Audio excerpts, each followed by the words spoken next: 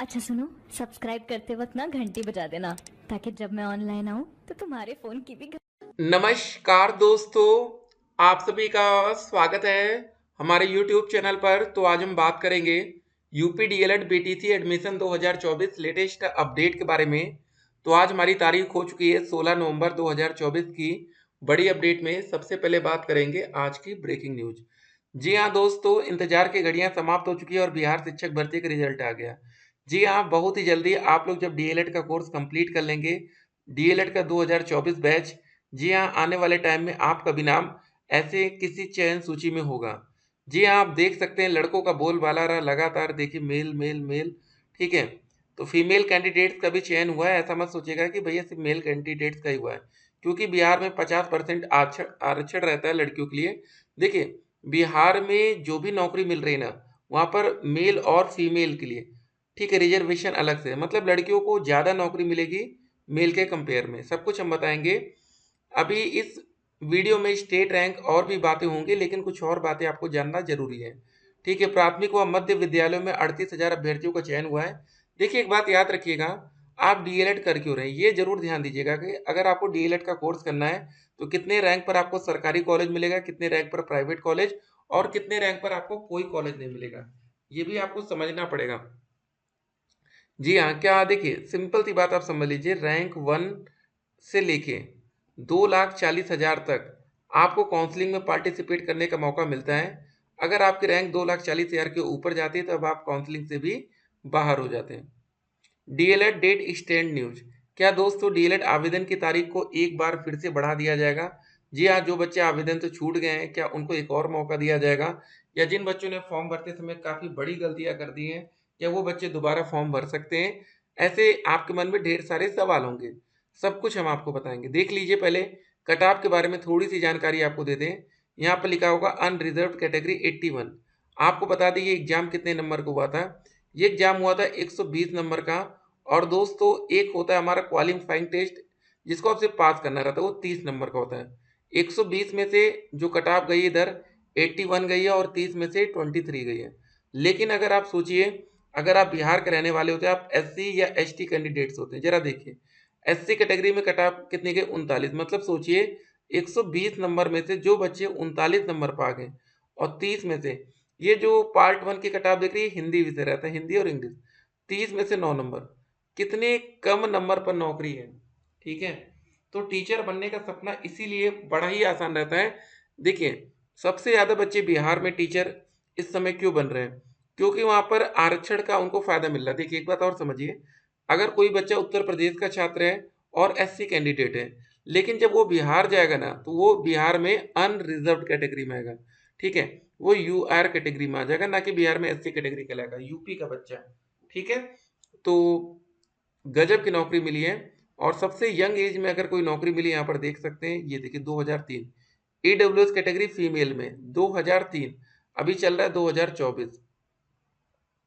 ठीक है, तो लगभग लगभग 21 ईयर्स।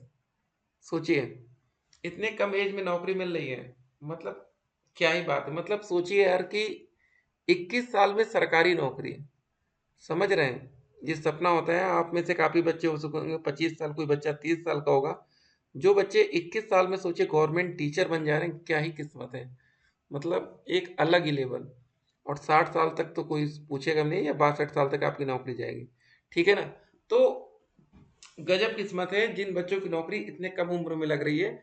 और उन बच्चों की लास्ट में जो सैलरी रहेगी ना, ठीक है, रिटायरमेंट तक उनकी सैलरी कम से कम 1 लाख से लेकर 1.5 लाख के आसपास हो जाएगी पर मंथ सैलरी। ठीक है, तो अभी आप लोग एडमिशन ले रहे हैं डीएलएड में, तो सारी जानकारी आपके पास होनी चाहिए कि कैसे क्या होता है। ठीक है, उम्मीद करेंगे कि आप लोग का भी नाम बहुत ही जल्दी चयन सूची में है। आप में से काफी बच्चे सिर्फ स्टेट रैंक को लेकर इंतजार कर रहे हैं कि सर स्टेट रैंक कब आएगी। यार, स्टेट रैंक तो हम लोग देखेंगे ही। ठीक है, बहुत से बच्चे डीएलएड करके आज उनका नाम इस चयन सूची में नहीं है। आपको एक बात और बताते हैं, आपको क्या लग रहा है जो बच्चे डीएलएड के 100% बच्चों का चयन हुआ? नहीं। ठीक है, कुछ आपको एक्स्ट्रा जानकारी आपके पास होनी चाहिए। ठीक है ना, सिर्फ कुछ किताबें पढ़कर आपको नौकरी मिल जाएगी तो वो इम्पॉसिबल है। हर कैटेगरी में तो बिल्कुल नहीं। अगर आप यूआर कैटेगरी के छात्र हैं तो आपको मेहनत ज़बरदस्त तरीके से करनी पड़ेगी, मेहनत का बोलबाला रहेगा देखिए, ठीक है। बाकी अगर आप आरक्षित वर्ग में हैं तो एक अलग बात है। ईडब्ल्यूएस फीमेल कैटेगरी देख लीजिए, क्योंकि इस समय उत्तर प्रदेश में काफ़ी ऐसे बच्चे हैं, आप लोग जो सोच रहे होंगे कि अगर यूपी में वैकेंसी आएगी तो सेम लगभग ऐसा ही रहेगा। मतलब यार 120 में से 39 नंबर पर नौकरी मिल जाना क्या ही बात है। देखिए एससी कैटेगरी में मिली फीमेल कैंडिडेट, एससी में मिली, एसटी में एसटी फीमेल, मतलब ये मिनिमम है। इससे ज़्यादा कम नंबर होंगे तो फेल माना जाएगा, इसलिए ये मिनिमम रखा गया। उसके बाद देख सकते हैं कि ईडब्ल्यूएस कैटेगरी, अब देखिए आपसे हम बोलते हैं ना कि जो बच्चे जनरल कैटेगरी के वो ईडब्ल्यूएस का बनवा लें। हम क्यों बोलते हैं, जो ईडब्ल्यूएस मतलब बनवाएंगे तो जो जनरल की कट ऑफ गई है बिहार के छात्रों के लिए, पूरे हर जगह वो गई 81, और जो बच्चा बिहार का लड़का था ईडब्ल्यूएस सर्टिफिकेट बनवाया 74 हो गई, 7 नंबर कम हो गया कट ऑफ। अगर वही फीमेल कैंडिडेट से तो हो गए 63, और फीमेल में जो ईडब्ल्यूएस जनरल कैटेगरी गई मतलब गई है कट ऑफ, वो गई है 70, 7 नंबर यहाँ भी कम हो गया। तो काफ़ी ज़्यादा फायदा हुआ है। ईबीसी फीमेल में 56, 67 देख सकते हैं, हर जगह आरक्षण में जबरदस्त फायदा देखने को मिला है, ठीक है ना। तो मेहनत करनी है आप लोगों को, और ये देख सकते हैं हर जगह न्यूज़पेपर के माध्यम से एक ही अपडेट आज दिखेगा, ठीक है। अब चलिए हम लोग थोड़ी सी बातें कर लेते हैं कि आपकी स्टेट रैंक को लेकर क्या है। एक और आपको बात बता दें, प्राथमिक में उर्दू और मध्य में संस्कृत की ज़्यादा सीटें रिक्त रह गई, उर्दू सब्जेक्ट। तो जो बच्चे उर्दू के जानकार हो तो उनके लिए यहाँ पर फायदा है, ठीक है। अब यहाँ आते हैं हम लोग कुछ बच्चों के कमेंट्स। हेलो सर, जो डायट कॉलेज सेलेक्ट करेंगे उसमें कोई मिल गया फिर तो ठीक है, लेकिन अगर ऐसी जगह मिल जाए जहाँ ना लेना हो तो क्या उसको छोड़कर प्राइवेट कॉलेज ले सकते हैं या फिर वही कॉलेज लेना पड़ेगा। देखिए आप उस कॉलेज को छोड़ के प्राइवेट कॉलेज ले सकते हैं, कोई दिक्कत नहीं, लेकिन हाँ काउंसलिंग टाइम जो आप 5,000 एडवांस पेमेंट करेंगे वो आपका डूब जाएगा। लेकिन एक बात ध्यान दीजिए, आप काउंसलिंग में चॉइस फिलिंग में सिर्फ उन्हीं कॉलेज का नाम दीजिएगा, भले हम करें एक ही कॉलेज का दीजिए जहाँ पर आपको एडमिशन लेना हो, किसी ऐसे कॉलेज का नाम मत दीजिए जहाँ पर आपको करने का मन ना हो। अभी समय है, नहीं तो बाद में समय निकल जाएगा। हेलो सर, डीएलएड में एडमिशन के लिए एग्जाम भी देना होगा? बिल्कुल भी नहीं। अगर आप उत्तर प्रदेश में डीएलएड में एडमिशन ले रहे हैं तो मेरिट के आधार पर आपको एडमिशन मिलेगा। सर इसकी मेरिट कैसे बनती है? हाई स्कूल, इंटर और ग्रेजुएशन के टोटल नंबर को जोड़कर। चलिए आपको दिखा देते हैं। एक हर जगह हमने आपको बोला ईडब्ल्यूएस का सर्टिफिकेट बनवाइए। जो बच्चे जनरल के कैंडिडेट्स हैं, अगर उन्होंने ईडब्ल्यूएस बनवा रखा है उनको जबरदस्त फायदा होगा। एक लाइव एग्जांपल हम आपके सामने रख रहे हैं।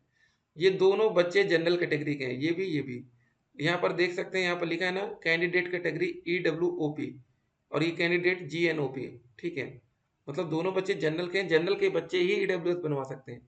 इस बच्चे का नंबर 231.76, यहाँ पर 232, मतलब इस बच्चे के नंबर ज़्यादा है और इनको लिखा सॉरी आपको कोई कॉलेज नहीं मिला, इसके नंबर कम है, इनको गवर्नमेंट कॉलेज मिल गया। इसीलिए कहते हैं कि आरक्षण का फायदा मिलता है। तो अभी आप लोग ने दोस्तों रजिस्ट्रेशन की प्रक्रिया कंप्लीट की है, अब आपको स्टेट रैंक आपको देखनी पड़ेगी, इसके बाद काउंसलिंग। ठीक है, एक बच्चे का कमेंट ये भी था कि सर स्टेट रैंक और काउंसलिंग क्या अलग है। देखिए स्टेट रैंक आपको ये बताता है कि आपको काउंसलिंग कब करानी, जरा समझ लीजिए। मान लीजिए कि आपकी रैंक 1 से 20,000 के अंदर आती है तो आप पहले राउंड की काउंसलिंग में पार्टिसिपेट करेंगे। अगर आपकी रैंक मान लीजिए 20,000 1 से 80,000 है तो यहाँ पर आप आएंगे, ठीक है। अगर आपकी 80,000 1 से लेकर 1.5 लाख है तो आप यहाँ पर आएंगे थर्ड टाइम में, और यहाँ पर आती है 1,50,000 1 से 2,40,000 तो यहाँ पर आपको मौका मिलेगा। तो ये प्रोसेस होगा, ठीक है। तो इस हिसाब से एडमिशन का पूरा प्रोसेस चलेगा। तो कौन कौन से दोस्त आपको डॉक्यूमेंट्स तैयार रखने हैं यहाँ पर देख लीजिए। डीएलएड एडमिशन टाइम, आपको अलॉटमेंट लेटर ये 10,000 पेमेंट करने के बाद मिलेगी, ठीक है। अगर आप पेमेंट नहीं करेंगे 10,000 तो नहीं मिलेगा ये। आवेदन पत्र का प्रिंट आउट फॉर्म भरते समय दोस्तों, ये वाला प्रिंट आउट ये आपने भरा होगा ना, ठीक है। फॉर्म भरा होगा तो ये आपको लास्ट में पीडीएफ इसको डाउनलोड किया होगा। आपका नाम, माता जी के नाम, पिताजी के नाम, डेट ऑफ बर्थ, जेंडर, ये सारी चीज़ें लिखी होंगी, क्वालिफिकेशन ये सारी चीज़ें रहती हैं, ठीक है। ये सारी चीज़ें हो गई।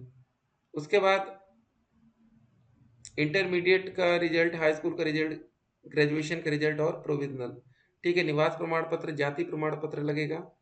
उसके बाद आधार कार्ड लगेगा, शपथ पत्र लगेगा। पहचान हेतु आवेदन पत्र में अंकित विवरण के अनुसार व्यक्तिगत पहचान पत्र में जैसे आपका लग जाएगा, जैसे पैन कार्ड आपने दे रखा होगा, वोटर आईडी, पासपोर्ट आपने जो दिया होगा, ठीक है ना। तो ये सारा दोस्त तो प्रोसेस है। तो अगर आपके मन में शिक्षक भर्ती से संबंधित कोई भी डाउट हो तो कमेंट करिएगा। ठीक है। यूपी पीसीएस प्री परीक्षा 22 दिसंबर को होने वाली है। अब एक ही दिन में 2 पालियों में होगी परीक्षा। ठीक है, यहाँ पर आप देख सकते हैं। पीसीएस प्री के लिए निजी संस्थान सेंटर नहीं बनेगा, ये भी ध्यान रखना है। ठीक है। तो फिलहाल एक वैकेंसी थी बिहार में काफ़ी बड़े स्तर पर, और यहाँ पर डीएलएड छात्रों का बोलबाला हुआ है। आपको बता दें, जो वैकेंसी थी 1 से 5 में, जहाँ पर सिर्फ और सिर्फ डीएलएड छात्रों को मौका मिला।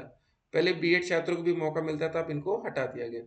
अगर बीएड छात्र यहाँ पर होते तो जो आप कट ऑफ 81 देख रहे हैं, यहाँ पर आपकी कट ऑफ 91 तक जा सकती थी। सब में 10 नंबर आप ऐड करके ही चलते फिर। ठीक है। तो अब जरा समझ लीजिए कितने रैंक पर आपको सरकारी कॉलेज मिल जाएगा। आपकी रैंक मान के चलिए मैक्स टू मैक्स 30,000 मान लीजिए। ठीक है। आरक्षित वर्ग की बात कर रहे हैं। जनरल कैटेगरी में तो भैया 20,000 ऊपर। एक चीज समझ लीजिए, अगर आप यूआर कैटेगरी से आते हैं, आपने कोई आरक्षण प्रमाण पत्र नहीं रखे हैं, तो आपकी रैंक 20,000 के अंदर ही होनी चाहिए। ठीक है। तो सरकारी कॉलेज, उसके बाद आरक्षित वर्ग में है तो 1 लाख तक भी जा सकती है, लेकिन वो कैटेगरी कौन सी होगी ये मैटर करेगी। प्राइवेट कॉलेज के लिए मान के चलिए आपकी रैंक 2,40,000 में हो तो आप काउंसलिंग के माध्यम से जाएंगे, नहीं तो बाद में डायरेक्ट। कितने रैंक पर? देखिए, कॉलेज आपको हर स्तर पर मिलेगा, बस सीट वहां पर होनी चाहिए। ठीक है। डीएलएड में क्या करेक्शन होगा? बिल्कुल नहीं होगा। फॉर्म में अगर गलती होगी तो सुधारा नहीं जा सकता है। डायरेक्ट एडमिशन का क्या प्रोसेस है? देखिए, डायरेक्ट एडमिशन जो आपका है ना, ये काउंसलिंग के बाद होगा, जब काउंसलिंग की प्रक्रिया समाप्त होगी। डायरेक्ट कॉलेज की कट ऑफ जनरल में 230 plus, EWS OBC 225 plus, SC में 215 प्लस, बाकी में 200 प्लस। चलिए दोस्तों, मिलेंगे एक और वीडियो में। सरकारी टीचर की सैलरी कितनी होती है? सरकारी टीचर की सैलरी 60 से 70,000 तक अब पहुंच रही है। देखिए, कुछ नई बात करेंगे तो लगभग 50,000 तक स्टार्टिंग रहेगी, और कुछ दिन के अंदर ये 70,000 तक पहुंचेगी। इंतजार की घड़ियां समाप्त हैं, वहां पर एक रिजल्ट आए। आप लोग को स्टेट रैंक का रिजल्ट भी जल्दी आएगा। देखिए, आप लोग सब्र बनाए रखिए। पेशेंस बहुत मैटर करता है नौकरी के लिए।